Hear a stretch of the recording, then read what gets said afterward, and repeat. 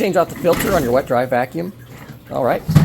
Once we have it open, mine has some latches, but they're all kind of vary. We have our filter out here. We do want to use fine dust filter, especially if we're working in any kind of big manufacturing environment here. It's very easy to do. You just put it right back down there, turn this on, and it tightens in. One thing you want to make sure is that it's flush all the way around.